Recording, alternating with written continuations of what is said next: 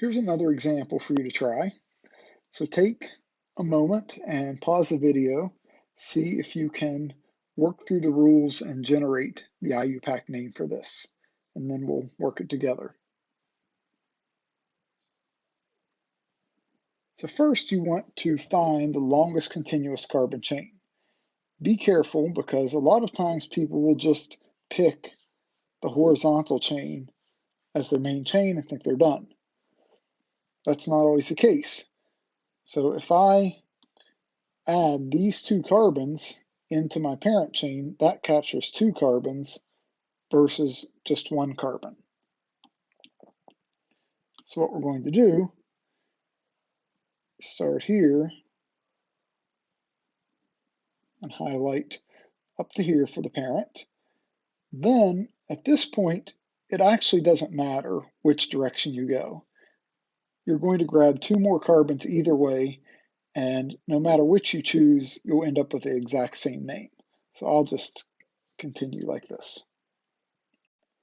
All right, so now what we have to do is number this. And what I'm going to do is duplicate this so we can number it twice and compare both systems. Right, if we start on the left end, 1, 2, 3, 4, 5, 6, 7, 8, 9. We have 9 carbons, so we know the parent name is nonane. Right, now if you number it from the other end, you're still going to have the same number of carbons.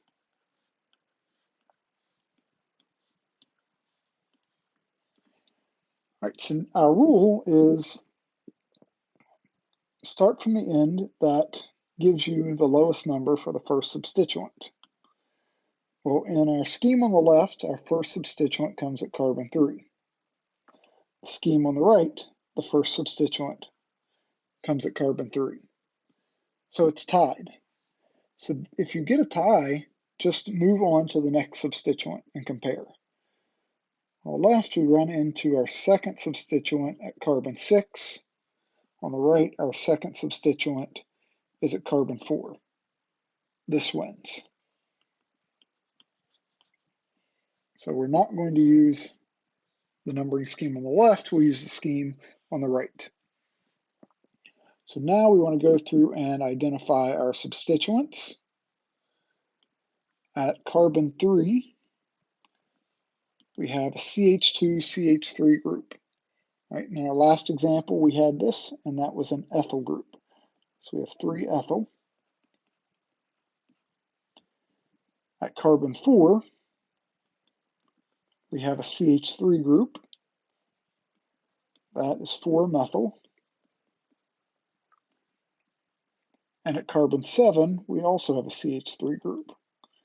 That's a 7 methyl.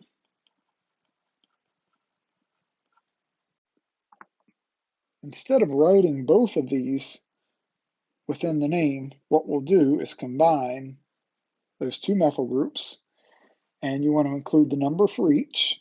And remember we said separate numbers by commas, so we'll do 4 comma 7. Since there's 2, we use the di prefix, dimethyl. So that's what we'll use in the name. Now we're ready to assemble our name. We alphabetize the substituents followed by the parent. One important thing here when alphabetizing is you use the M in a dimethyl. You don't count that di prefix for alphabetizing. So if it's di, tri, tetra, don't include that part. And then we compare that to the E in ethyl. So we start with the ethyl, 3 ethyl,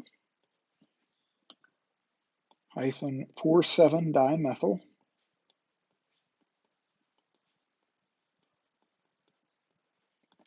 and the parent chain is nonane.